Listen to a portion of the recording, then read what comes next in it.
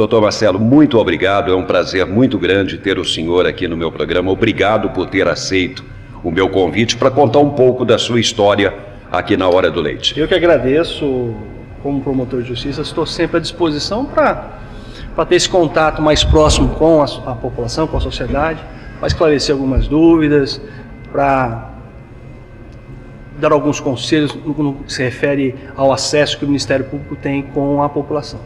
Essa interação Ministério Público com a população e tal é uma coisa meio recente, doutor?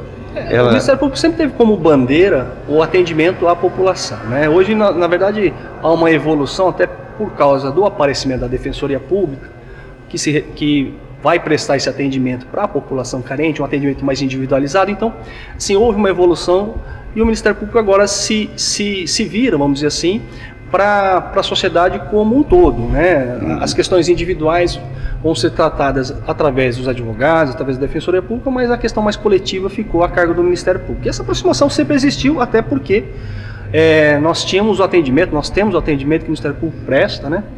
Mas nós tivemos uma grata satisfação deste contato com a sociedade, com a população recentemente, porque tivemos um apoio maciço da população no que se refere à rejeição da PEC 37, que para nós foi assim, uma surpresa agradabilíssima constatarmos que a sociedade estava ao lado do Ministério Público. Impressionante, né? Mas esse assunto de PEC 37, a gente fala daqui a pouco, doutor, eu gostaria de voltar ao tempo aqui, vamos falar da sua origem, da sua infância, enfim. O senhor é da região de Presidente Prudente. Isso, eu nasci em Dracena. Dracena, que é ali perto ali de Tupi Paulista, é uma cidade mediana, né? Na minha juventude eu mudei para Presidente Prudente, terminei o curso de Direito em Presidente Prudente. Logo em seguida, ao término do curso, eu já ingressei, eu fiz um concurso apenas para promotor de justiça no estado de São Paulo, já ingressei e trabalhei ali na região. E por situações outras, a gente acabou vindo para São Carlos e adotamos São Carlos como nossa cidade natal. Seu pai é japonês? Meu pai é descendente de japonês, filho de japonês. Filho de japonês, casado com uma italiana. Minha mãe é descendente, neta de italianos, né? Essa mistura, eu acho que representa bem o povo brasileiro, né? E o senhor recebeu o quê? A educação italiana, a educação japonesa, misto? Eu recebi os dois, eu acho que é um misto, né? Eu costumo dizer, eu sou promotor do júri, né? E como promotor do júri, eu tenho toda a influência italiana. A eloquência do italiano. Falo alto, acabo gesticulando bastante. E tem também, com certeza, a influência oriental do meu pai, que foi uma pessoa marcante na minha vida, com certeza. O seu pai, ele é de que área, doutor? Meu pai ele é professor de letras, hein? Ele foi muito tempo professor, mas ele era bancário, ele era funcionário do Banco do Brasil, hoje está aposentado. Um tempo que funcionário do Banco do Brasil era tão importante quanto um juiz, um promotor. Eu sou muito grato ao Banco do Brasil porque deu a possibilidade de nós termos uma boa educação, né, um acesso médico que antigamente o banco oferecia. Tal. Hoje o Banco do Brasil, mas permanece, é uma instituição muito importante na minha vida. Com certeza. Doutor Marcelo, como foi a sua infância? Primeiros anos, Dracena, não é? Isso. Depois, na adolescência, que o senhor foi a Prudente. Na verdade, eu fiquei em Dracena até os 13, 14 anos. Tivemos uma passagem por São Paulo, eu morei 5 anos em São Paulo, né? Ficamos lá eu fiquei lá dos 13 aos 17, 18 anos, e depois nós fomos para a região de Presidente Prudente. Como foi a sua meninice, doutor? Comum, jogava bola? Um adolescente comum. Gostava muito de jogar bola, gostava muito de jogar vôlei, né? Comum, né? E depois veio o período de faculdade, Presidente Prudente, época de estudo, de dedicação. A opção pelo Ministério Público. Então, direito, depois foi uma coisa muito interessante, né? Porque eu ingressei na faculdade em 87. E em 87 estava no auge o Plano Funaro. Verdade, né? Isso. E eu queria muito fazer economia, E meu pai falou, você não vai fazer economia, você pode fazer outro curso, mas economia você não vai fazer. Meu pai era da área, né, porque trabalhava na superintendência do Banco do Brasil. E disse, olha, economia eu não quero que você faça, você escolhe outra área. Eu escolhi direito. Escolhi direito e já nos primeiros anos tive essa paixão pelo Ministério Público, fui estagiário do Ministério Público, né, fiz estágio com o promotor de justiça, Dr. Nestor Kobayashi, promotor aposentado em Bauru. Fiz estágio com ele quase 1 ano e meio. E já bem no começo, assim, nos primeiros anos, eu tive essa paixão pelo Ministério Público. O senhor fez a opção pelo Ministério Público? Sim, tanto é que eu prestei um único concurso no Estado de São Paulo para promotor de justiça. E o senhor não quis a legislatura, não se interessou pela magistratura? Não, a magistratura ela tem a sua importância, seu encanto, mas eu sempre tive essa vocação ou esse interesse pelo Ministério Público. O promotor de justiça, ele trabalha mais, doutor? Ele trabalha. Dentro Acho que todos nós trabalhamos, né, Leite? Atribuições, não é? Porque o Ministério Público, ele investiga, enfim, ele vai às ruas, não é? Um pouco diferente do juiz, talvez. O Ministério Público, na verdade, ele não faz um trabalho só judicial, não é só aquilo que a gente trabalha no fórum, através de processo. Nós temos esse trabalho investigativo, esse trabalho de levantar problemas sociais. O Ministério Público não trabalha só na área criminal, né, Leide? Ele trabalha em várias áreas, meio ambiente, patrimônio público, que é uma área importantíssima do Ministério Público. O Ministério Público ele tem entre as suas atribuições constitucionais a defesa do patrimônio público, né? Quando o gestor, quando um administrador ele está gastando de forma ilegal, né? Nós temos atribuição para estar apurando essa situação, responsabilizando esse gestor, esse administrador, né? Então o Ministério Público tem um leque de atribuições muito ampla, que não se resume só a sua atuação na área judicial, né? Tá. O senhor falou aí na questão do patrimônio público, enfim, né? Isso aflorou muito nos últimos tempos, não é? E nós tivemos e o povo tem que olhar até com gratidão para o MP, não é? Pelas ações que desencadeou aí, enfim, com a cassação de políticos, né? O trabalho de investigação, exatamente protegendo o dinheiro público. Agora, o que eu queria perguntar para o senhor, nessa mesma linha de raciocínio, doutor Marcelo, o senhor está satisfeito com a legislação que nós temos nesse país, principalmente quando a gente olha para a questão do patrimônio público? Quando nós encontramos dificuldade, muitas vezes essa dificuldade ela acaba se definindo como impunidade, né? Nesse processo de investigação, de responsabilização, a primeira coisa que a gente tem a fazer é criticar a legislação. A legislação é ruim, precisa melhorar, precisa... eu acho que a legislação em si, ela não é o grande problema. Nós precisamos melhorar as questões estruturais, né?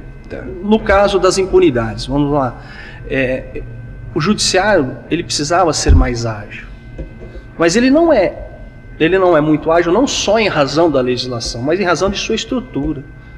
Aí nós vamos falar de investimento, nós vamos falar de falta de juiz, nós vamos falar de falta de funcionários, e tudo isso contribui para que o processo acabe se prolongando. A legislação tem alguns problemas? Tem alguns problemas, mas a legislação por si só ela não é a responsável única por um sentimento de impunidade que muitas vezes nós verificamos na sociedade. Olha, aquela pessoa desviou tanto dinheiro público, já foi condenado, não está preso, ou então, por que não se... e aquela outra roubou lá um potinho de margarina e foi para cá preso, né? Por que não se penhorou os seus bens para que seja feito o ressarcimento ao erário?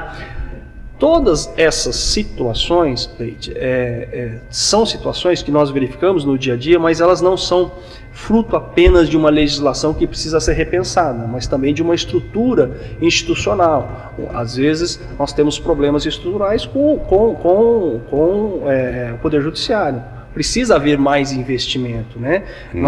Hoje nós temos o maior poder judiciário do Estado de São Paulo, são mais de 2.200 juízes. né? São mais de 2.200 promotores de justiça que representam o Ministério Público, não fazem parte do Judiciário, mas atuam. Então realmente são instituições gigantes, né? E nós precisamos de estrutura, nós precisamos de condições. O Judiciário precisa de condição, né? Timidamente começou agora o processo de digitalização dos processos judiciais, que vai ajudar também, mas nós precisamos avançar bastante. A legislação, ela não é por si só responsável por esse sentimento. Mas esse avanço, ele depende exatamente daqueles que estão sendo investigados hoje, né, doutor? Ele depende de recursos. Ele depende de recursos. Que na maioria das vezes é exatamente liberado, votado por aqueles que estão, de repente, sendo investigados pelo próprio MP. Existem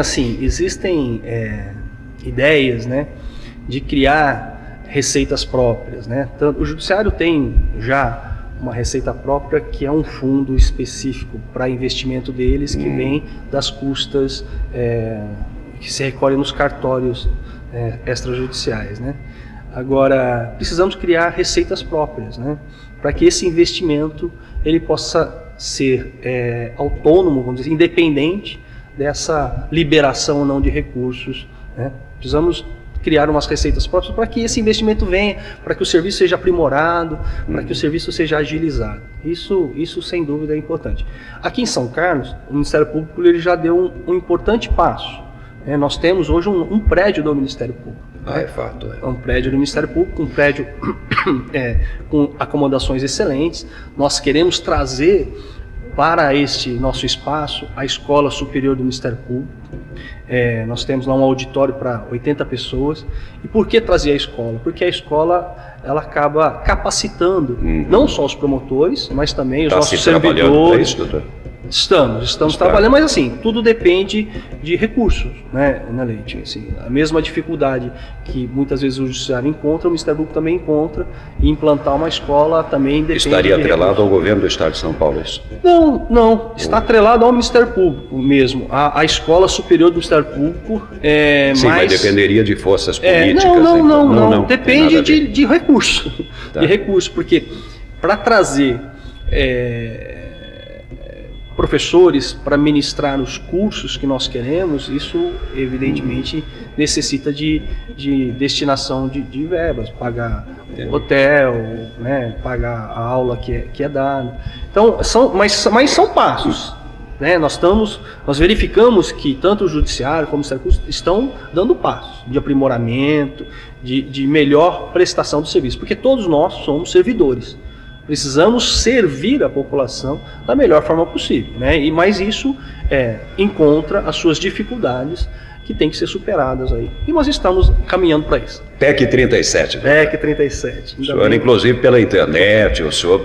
todo mundo, né, Leite? Assim... O MP, não é, de uma maneira geral, porque, só para resumir, a PEC 37, ela tirava poderes do Ministério Público, como, por exemplo, o poder de investigação, não é? Vamos esclarecer um pouquinho. Na PEC 37, na verdade, ela criava uma exclusividade da investigação na Polícia Civil e na Polícia Federal.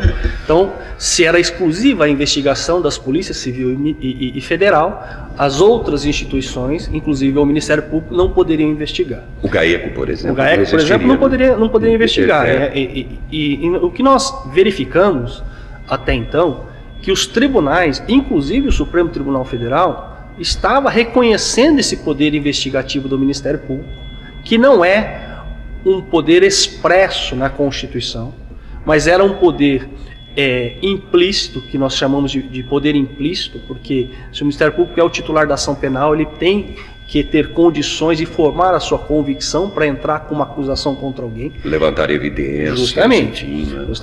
Então os tribunais estavam entendendo que o Ministério Público tinha esse poder investigativo. E essa PEC, na verdade, ela enterraria de vez toda a possibilidade investigativa. O Ministério Público respeita muito a Polícia Civil e a Polícia Federal. Queremos que essas instituições sejam instituições fortes, que também, da mesma forma como o Judiciário, como o Ministério Público, precisam de investimento, elas também precisam de investimento. Nós precisamos criar instituições fortes. Não adianta você ter uma super instituição e ao lado uma instituição capenga, fraca. Né? Precisamos de instituições fortes. Então, o Ministério Público respeita muito, mas quer ter essa possibilidade de formar a sua convicção própria através de um contato mais direto com a prova, né, com os indícios e tal. Então daí a necessidade investigativa, né? E tivemos, como eu disse no começo do programa, tivemos uma satisfação imensa da população apoiar essa ideia, né? O Ministério Público passou para a população a necessidade realmente de que essa PEC precisava ser rejeitada, e as redes sociais hoje são uma ferramenta importantíssima para que a gente tenha esse contato com a população. Você disse, você faz parte aí do meu hall de amigos numa rede social, e nós como promotores fizemos, através das redes sociais, esse papel de convencimento, de convencer a população, a sociedade, jornalistas, né, no sentido de que realmente havia necessidade. E o pessoal foi para a rua, não foi apenas através de redes sociais, não é mais cartazes, nas manifestações, enfim. E isso aí mostrou, eu acho, né, até para o próprio Ministério Público, se o doutor me permite, eu acho que foi uma lição até ao próprio Ministério Público de que o povo respeita a instituição MP. Com certeza. Esse feedback a gente já tinha, né, Leite? Porque houve uma pesquisa da Fundação Getúlio Vargas e colocou o Ministério Público como a terceira instituição mais confiável no país, né? Ficando atrás só da Igreja Católica e do Exército. O doutor, o senhor me permite aqui dizer uma coisinha, olha, não vou nem lhe envolver no meu comentário, mas você conseguir um terceiro lugar em confiabilidade num país como o Brasil, então, é alguma coisa assim, extremamente, para soltar foguete.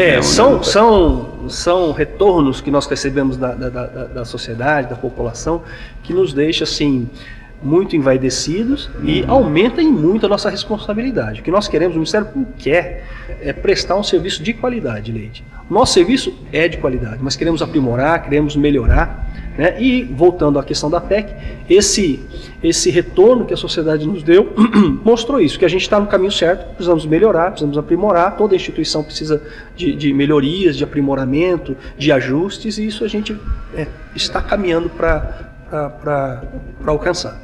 Não há nenhuma possibilidade dessa PEC voltar, né? Então, na verdade ela pode... Ela não foi sepultada. Ela foi rejeitada nessa legislatura, ela não pode ser reapresentada, isso. Mas ela pode ser reapresentada numa outra legislatura, né? Numa outra... Mas, assim, também para o Congresso, para a Câmara dos Deputados, para o Senado Federal, uma resposta que a sociedade deu, né? Uma manifestação da sociedade se conformando com esse tipo de projeto, né?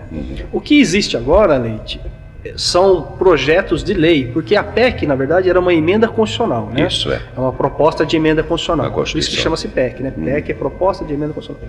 Mas existe agora projetos de lei que visam, então, regulamentar esse poder investigativo do Ministério Público. E o Ministério Público quer essa regulamentação, né? Porque os que são contra o poder investigativo do Ministério Público sustentam que não existe regulamentação legal.